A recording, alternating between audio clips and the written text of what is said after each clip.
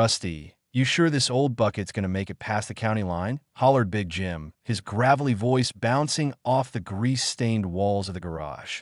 He leaned against the rusted frame of a cherry-red 1967 Chevy Impala, arms crossed, one eyebrow cocked like a skeptical crow. Rusty, short for Russell, though no one called him that since his wife, Ellie, passed, wiped his hands on a rag dirtier than the floor. She'll make it, Jim. Got her purring like a kitten last night. Took me 3 years, but this baby's ready to roll. He patted the hood, his calloused fingers tracing the curve of a chrome trim that gleamed like a river under moonlight. 3 years, huh? Ellie'd be proud, said Marla, popping her gum as she sauntered in, her floral skirt swishing like a field of daisies in the breeze. She was all curves and sass, a retired hairdresser with a laugh that could wake a coma patient. So, when we hit the road, I've got my cooler packed, sandwiches, lemonade, and a little whiskey for the bumps. Tomorrow, Rusty said, tossing the rag aside. Dawn. Me, you, Jim, and, her. He nodded toward the corner where a stranger stood, quiet as a shadow. She was new, too new. A woman in a leather jacket, hair like spun copper, eyes sharp as a hawk's. She'd shown up yesterday, calling herself Faye, asking to join the trip. Said she'd heard about it from a friend. Rusty didn't push. Something about her felt familiar, like a song he'd forgotten the words to. Faye, right? Big Jim squinted, sizing her up. You don't talk much, do you? What's your deal? You running from something? Or just bored? Faye smirked, flicking a speck of dust off her sleeve. Maybe I just like old cars and bad company. That a crime? No, Marla chimed in, grinning wide. But you're stuck with us now, honey. No turning back once we're on that highway. Rusty, you got the map? Map's in my head, he said, tapping his temple. Ellie and I planned this route 100 times. Coast to coast. Route 66, the works. She wanted to see the Grand Canyon, eat pie in Missouri, dance in some dive bar in Texas. Then that's what we're doing. Big Jim clapped his hands, the sound echoing like a gunshot. For Ellie, and for us. Lord knows we need a break from this dusty town. The next morning, they piled into the Impala, tires crunching gravel as the sun peeked over the horizon, painting the sky in strokes of peach and gold. Rusty gripped the wheel, the leather cool against his palms. Marla's shotgun. Jim sprawled in the back with Faye, who stared out the window like she was memorizing the world. First stop, Lenny's Diner, Rusty announced. Best hash browns this side of the Mississippi. Oh, thank God, Marla said, fanning herself with a gas station road map. I'm starving already. Faye, you a breakfast gal? Pancakes or eggs? Coffee, Faye replied, her voice low, smooth as velvet. Black, that's all I need. Jim chuckled. Mysterious and low maintenance. You're gonna fit right in. The road stretched ahead, a ribbon of asphalt unspooling through fields and hills, the Impala's engine humming a song of freedom. They laughed, they bickered, Marla teasing Jim about his snoring, Jim ribbing Rusty about his lead foot. Faye stayed quiet, but her presence grew, like a storm cloud promising rain. WY noon, they hit Lenny's, a squat little joint with peeling paint and a neon sign flickering eat. Inside, the air smelled of bacon and burnt coffee. Marla flirted with the waiter, a kid half her age, while Jim devoured a plate of biscuits drowning in gravy. So, Rusty said, stirring his coffee, the spoon clinking against the mug. You gonna tell us anything? Where you from? Why you're here? She leaned back, crossing her arms. Chicago. Used to fix bikes. Needed a change. That enough? Nope. Jim cut in, wiping his mouth with a napkin. But it's a start. You got family. Faye's jaw tightened just for a second. Had a sister. She's gone now. That's all you get. Marla reached over, patting her hand. Honey, we've all lost somebody. That's why we're here. Chasing second chances. Right, Rusty? He nodded, staring into his coffee like it held answers. Ellie's face flashed in his mind. Her smile, her voice whispering, go see the world. Russ. 3 years since the cancer took her. And this trip, it was her dream, their dream, dusted off and roaring to life. Days blurred into miles. The Grand Canyon yawned before them, a jagged scar of earth painted in sunset hues.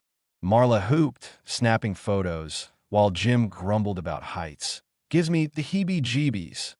Faye stood silent, wind tugging at her jacket, her eyes distant. In Missouri, they ate pie. Cherry, sticky sweet, the crust flaking like autumn leaves. Ellie loved this, Rusty said, voice catching. Marla squeezed his arm, her rings glinting like tiny stars. Texas brought the dive bar, a honky-tonk with a jukebox spitting out Patsy Cline. Marla dragged Jim to the dance floor, his boots scuffing the wood. Rusty watched, sipping a beer, until Faye slid into the seat beside him. "You don't dance?" she asked. "Never was good at it," he said. "Ellie tried teaching me, but I've got 2 left feet." Faye tilted her head, studying him. She must have been something special. She was. He paused. "You remind me of her, you know. Not the looks, something else. The way you carry yourself." Faye smiled, small and sad. "Maybe that's why I'm here." Weeks in, the truth unraveled. Faye wasn't just a drifter. Over a campfire in Oklahoma, flames crackling, stars winking overhead, she spilled it. "Ellie was my cousin," she said, voice steady but soft. "We lost touch years ago. She wrote me once before she got sick. Said you two were planning this trip. I found out she passed, and I had to come. For her." Rusty's breath hitched. "She never told me about you." "She didn't tell me much about you either," Faye said. "Guess we're both surprises." Marla sniffled, dabbing her eyes with a napkin. "Oh, that's beautiful. Family finding each other like this. It's fate." Jim grunted. "Or a damn good coincidence."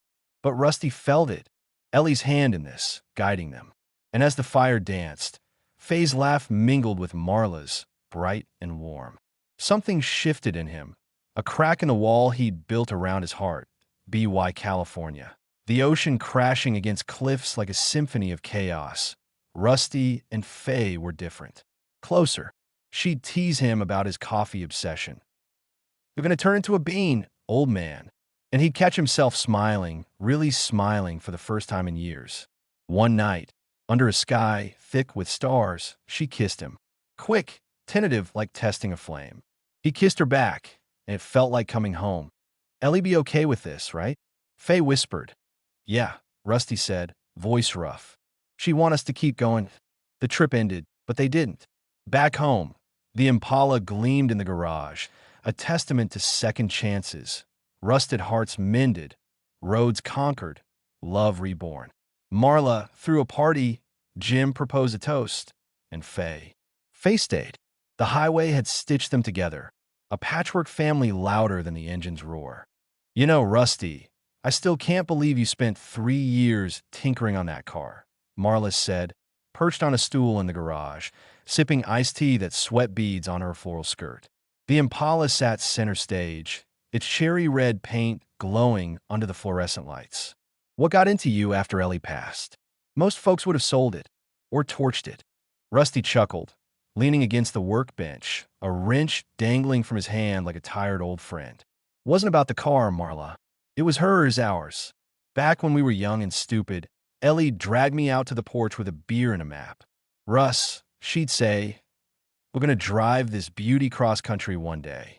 See the canyons, eat greasy diner food, sleep under the stars.' Dreamed about it for 30 years, till the cancer came." Marla's eyes softened, her gum popping quieter now. She was a dreamer, that girl. Remember how she'd sketch those little road signs in her notebook? Said she'd frame him when you got back. "Yeah," Rusty said, voice dipping low. "Never got the chance. After she went, I couldn't look at the Impala without seeing her. Took me a year to even open the hood. Then one night, hell, I don't know, I just started wrenching. Felt like she was pushing me to finish it." Big Jim lumbered in, wiping sweat off his bald head with a bandana. "You're a sap, Rusty." "Me? I'm here 'cause I'm sick of this town.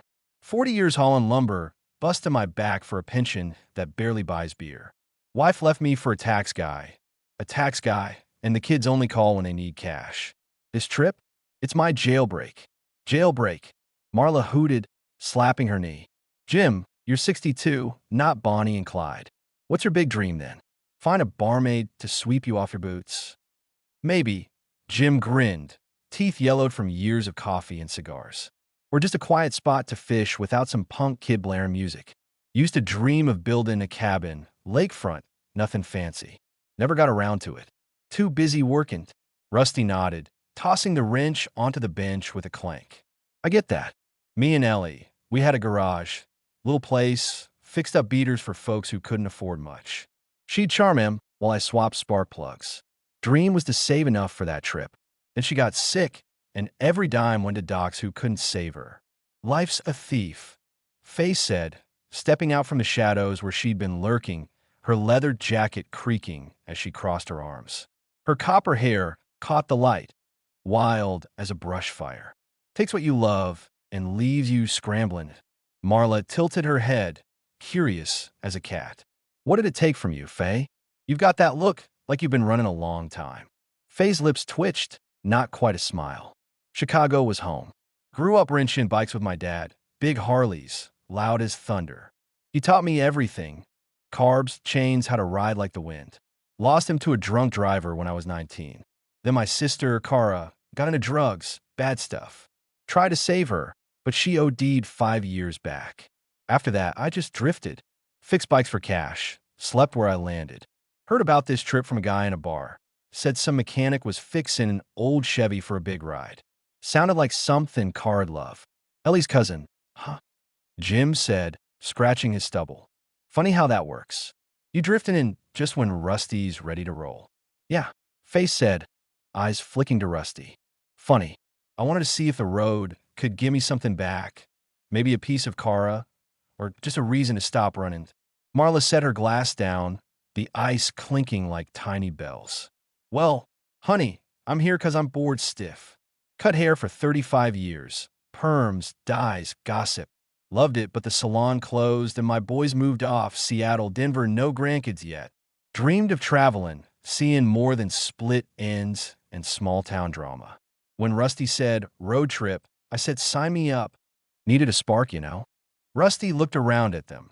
Marla with her restless energy, Jim with his gruff hope, Faye with her quiet scars. Guess we're all chasing something, he said, voice steady as the Impala's hum. Ellie's dream got us here. Let's see where it takes us. The Impala rolled into New Mexico, the desert stretching out like a sunburned canvas, the air thick with heat and dust. They just left the gas station, Marla clutching a bag of jerky, Jim griping about the price of smokes, when the engine coughed, sputtered, and died with a wheeze that sounded like a tired old man. Ah, hell, Rusty, Jim barked, slamming the back door as they coasted to the shoulder. Thought you said this thing was purring like a kitten? It was, Rusty snapped, popping the hood with a clang.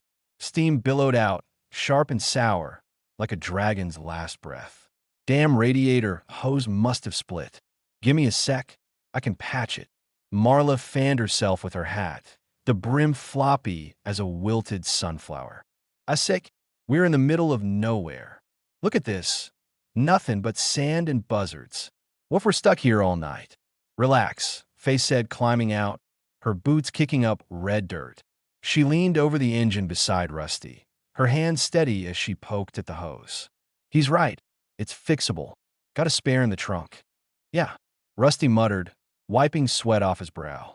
But this ain't just a hiccup. She's been running hot since Texas. Should have checked it sooner. Jim snorted, lighting a cigarette. Great. So we're stranded 'cause you're too busy mooning over Faye to notice the car's dying? Watch it, Jim. Rusty shot back, voice tight as a wire. I've kept this thing alive longer than you've kept a marriage. A low blow. Marla laughed, but it was nervous, her eyes darting between them. Come on, boys, no scrapping. Faye, you're the tiebreaker. Whose fault is this? Faye smirked, pulling a wrench from the toolbox. Blame the road. It's a beast. Eats cars for breakfast. Let's just fix it and move. But as they patched the hose, Rusty swearing under his breath, Faye handing him tools like a silent partner, the horizon flickered. A dust cloud swelled, and soon a beat-up pickup roared up, brakes squealing. Two guys hopped out, scruffy, tattoos snaking up their arms, grins too wide to trust. Hey folks, the taller one called, voice oily as a slick. Looks like trouble. Need a tow? Got a shop a few miles back. Cheap rates. Nah, we're good, Rusty said, standing, his hand resting on the Impala like a shield. Just a quick fix. Ah, come on. The shorter one chimed in, stepping closer, his breath reeking of stale beer. Pretty car like that? Hate to see it fry out here. We'll hook you up. Special deal. Jim flicked his cigarette into the dirt, squaring his shoulders. We said no. Buzz off. The tall one's grin faded, eyes narrowing.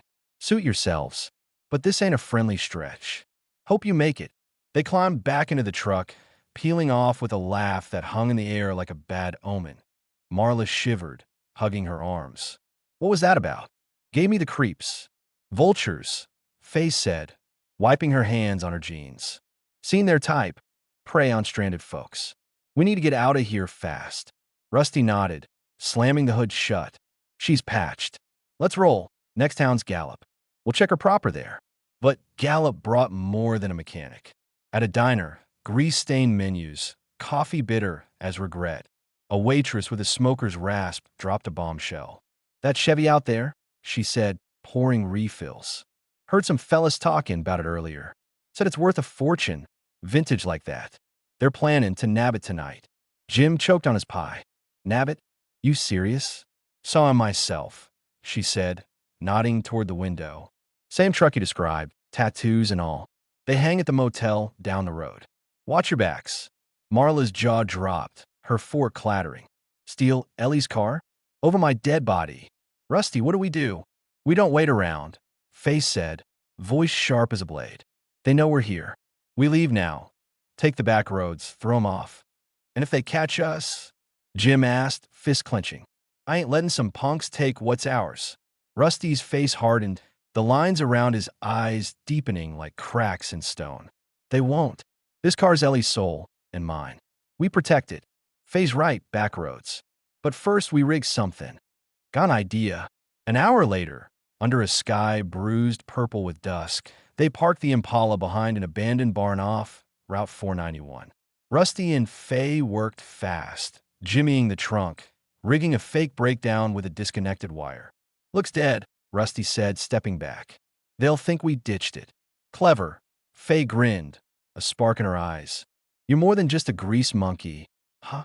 Had to be. Run his shop, he said, a flicker of pride breaking through. Ellie taught me to think quick. Marla paced, wringing her hands. What if they don't buy it? What if they come after us? Then we fight, Jim growled, hefting a tire iron from the trunk. I've been itching to crack some skulls since that tax guy. Easy, cowboy, Faye said, grabbing his arm. We're not brawlers. We outsmart him. Hide out. Let him take the bait, then circle back. The plan held, barely. At midnight, headlights sliced the dark. The pickup rolled up, the tattooed pair whooping as they spotted the broken Impala. Told ya, easy pickings, one laughed, hooking a tow chain. They hauled it off, dust swirling like ghosts in their wake. Now what? Marla whispered, crouched with the others behind a crumbling wall. Now we steal it back, Rusty said, voice steady as steel. Faye, you still got that bike know-how. She nodded, eyes glinting. Enough to hotwire their truck. Let's move. By dawn, the twist tightened. They tracked the thieves to a junkyard outside town. Chain-link fence, dogs barking like banshees. The Impala sat amidst rusted hulks, still gleaming, a ruby in a trash heap. But the truck was gone, and so was their easy escape. Damn it. Jim kicked a rock, sending it skittering. They're smarter than they look. Not smart enough, Faye said, pointing to tire tracks veering west.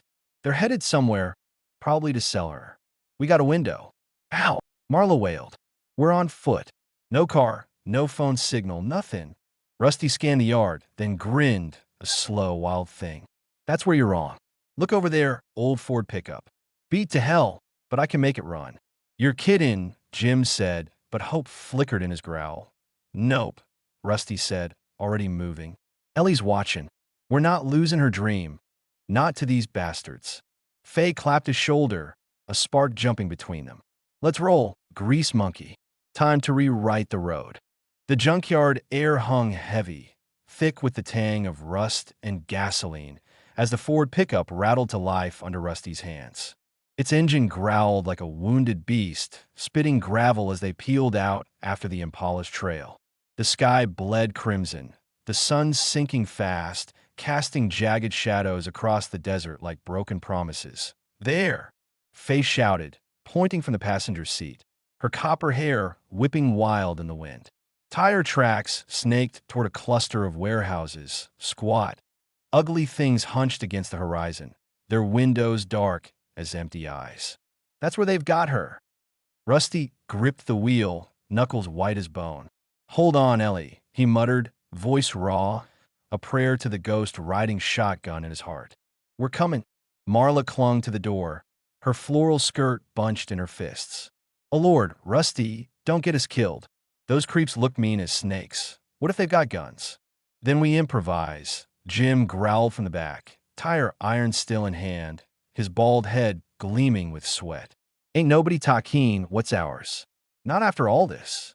The pickup skidded to a stop behind a rusted dumpster, the warehouses looming close now, close enough to hear the echo of voices, rough and loud, spilling from an open bay door. Rusty killed the engine, and they crept forward, shadows stretching long and thin across the cracked pavement like threads about to snap. Peering inside, they saw it. The Impala, cherry red and proud, parked beside a stack of crates.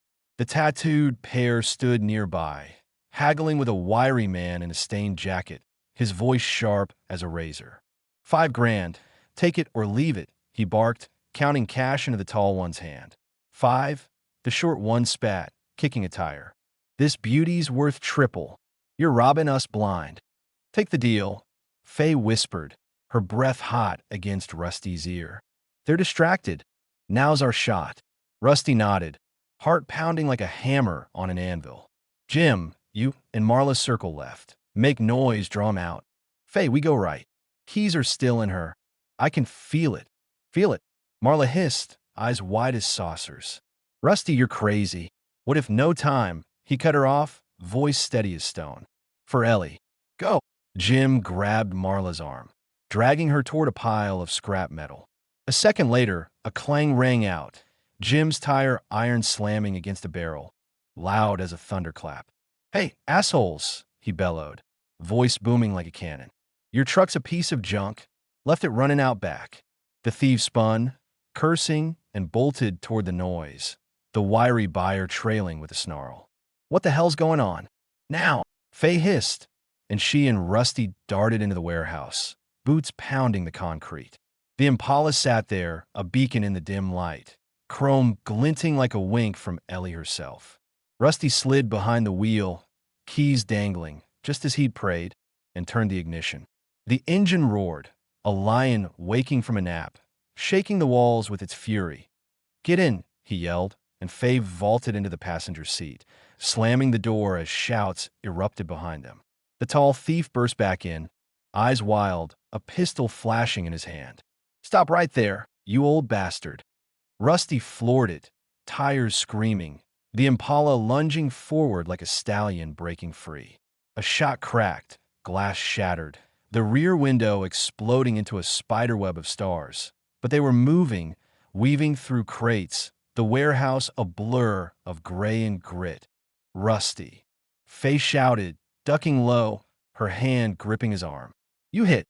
No, he yelled, voice tearing through the chaos. Hang on. He yanked the wheel, the car fishtailing out the bay door, sunlight blinding as they hit open ground. Another shot rang out, pinging off the fender, a cry of metal, sharp and mournful. But the Impala didn't falter, her heart beating strong. Marla and Jim sprinted from the shadows, leaping into the pickup as it roared up beside them. Go, go, go. Marla shrieked, her hat flying off, a wilted bloom lost to the wind. Jim gunned the Ford, tailing close, the two vehicles tearing down the road as the thieves' truck screeched out of the warehouse, headlights flaring like angry eyes. The chase was on, dust swirling, a storm of rage and redemption. Rusty's hand shook, but his focus was iron, the Impala slicing through the desert like a blade through silk. Ellie, you see this? He rasped, tears stinging his eyes, blurring the road into a river of fire. We're taking you home. Faye's laugh broke through, wild and bright, a flare in the dark. You're insane, grease monkey, and I love it. Behind them, the thieves gained, their truck roaring like a beast unleashed, but the Impala sang louder, a hymn of steel and memory.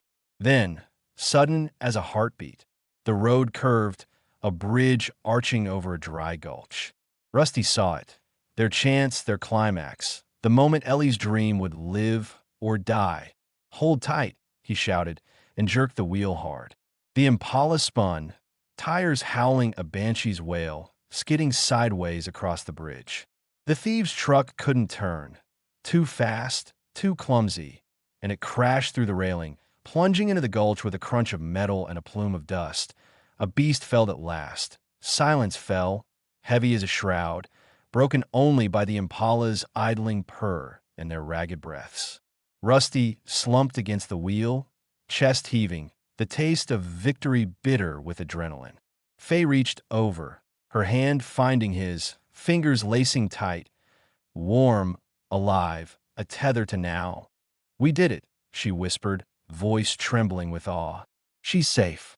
Marla stumbled from the pickup, tears streaking her dust-caked face, and threw her arms around Jim, who stood dazed, tire iron dangling like a spent sword. "Oh God, we're alive! Rusty, you maniac! You saved her!" "For Ellie," Rusty said, lifting his head, the weight of 3 years cracking open like dawn through a storm.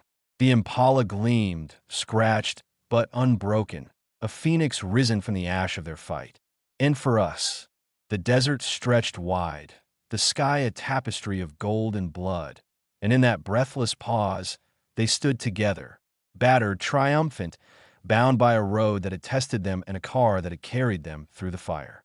The Impala's engine ticked as it cooled, a soft heartbeat under the bridge where dust still swirled like ghosts settling after a brawl. Rusty climbed out, legs shaky, the desert air sharp in his lungs. Faye followed, her hand brushing his arm, a spark, a lifeline. Marla and Jim stumbled over, the Ford's door creaking shut behind them, all four staring at the gulch where the thieves' truck lay crumpled, a twisted heap of defeat. "They're done," Jim said, spitting into the dirt, his voice rough as gravel. "Ain't nobody crawling out of that mess. We won, Rusty. Damn if we didn't." Marla clutched her chest, her laugh breaking into a sob. "Won? We nearly died. But oh, honey, look at her." She ran a trembling hand along the Impala's scratched fender, its red paint glowing like embers in the fading light. "Ellie's baby made it. You made it." Rusty nodded, throat tight, his eyes tracing the car's curves. Every dent a badge, every gleam a promise kept. "Yeah, she carried us through. Always knew she would." Faye stepped closer, her leather jacket scuffed, copper hair tangled like wildfire. "Those punks won't be back. Cops will find them down there. Wrecked truck, stolen goods. They're finished. We're free." "Free," Jim snorted, tossing the tire iron into the Ford's bed with a clang. "I'm calling it a miracle. Rusty, you drove like a bat out of hell. Where'd you learn that?" "Ellie," Rusty said, a grin tugging his lips, cracked and real. "She loved those old car chase movies. Used to say, 'Russ, if we ever get in a jam, you better floor it like Steve McQueen.' Guess I listened." Marla wiped her eyes, smudging dust into streaks. "Oh, she'd be logging her head off right now. Look at my Russ, savon the day. And Faye, you're a rock girl. Kept us sane." Faye shrugged, but her smile was soft, warm as a candle flame. "Had to. This trip's bigger than us. It's hers, Ellie's. We couldn't let it end in some junkyard." Rusty turned to her, the weight of the chase lifting like mist off a morning road. "You're right. And you're family now, Faye. Ellie's blood, my something more. We're seeing this through together. Damn straight." Jim clapped Rusty's shoulder, hard enough to jolt him. "Back on the road. Grand Canyon's waiting, Pie's waiting, and I'm damn well dancing in Texas again. No more detours." "Detours," Marla hooted, climbing into the Impala. "After this, I need a drink. Whiskey, straight up. Let's roll, Rusty. Home's Callan, but not before we finish what we started." Rusty slid behind the wheel, Faye beside him, her hand resting easy on his knee. The key turned, the engine roared, a victory cry, deep and alive. "For Ellie," he said, voice steady, the ache in his chest blooming into something bright, something whole. And for us. Let's go. The Impala surged forward, tires kissing asphalt, dust spiraling in their wake like a farewell wave. The Ford followed, Jim whooping out the window, Marla's laughter ringing high and wild. The warehouses shrank in the rear view, the gulch a scar fading fast. No loose ends, no shadows left to chase. Just the open road, stitched with love and grit, carrying them west toward a horizon ablaze with promise. Ellie's dream roared on, unbroken, and they were its beating heart. So that's it, huh? Marla said, leaning back in the Impala's seat as they cruised past a sign for Arizona, the desert glowing gold under a sinking sun. We fixed up Ellie's car, hit the road, dodged some lowlifes, and took her dream all the way to the finish line.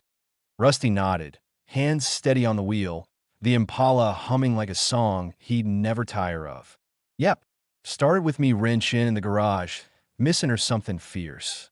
Then you all piled in. Jim won a break, you chasing a spark, Faye looking for family. Thought it'd just be a trip, but it turned into a fight. A fight we won. Jim hollered from the back, grinning wide. Those thieves thought they'd snag her. Ended up smashed in a ditch instead. Serve him right, messing with us. Faye smirked, her arm resting easy near Rusty's. More than that, we found something, each other. I came running from ghosts, found Ellie's spirit in this car, and you. Turns out second chances ain't just dreams, they're real. Real as this highway. Rusty said, voice thick with it all. Grief turned to grit, loss flipped to love. Ellie wanted us to see the world. We did, and we stitched ourselves back together along the way. Marla laughed, soft and bright. Stitched up and rolling home. Stronger, louder, a family forged in dust and horsepower. The road stretched on, a ribbon of redemption, and Rusty smiled. That's the story. Ellie's road trip, ours now. Took the long way, but we made it whole.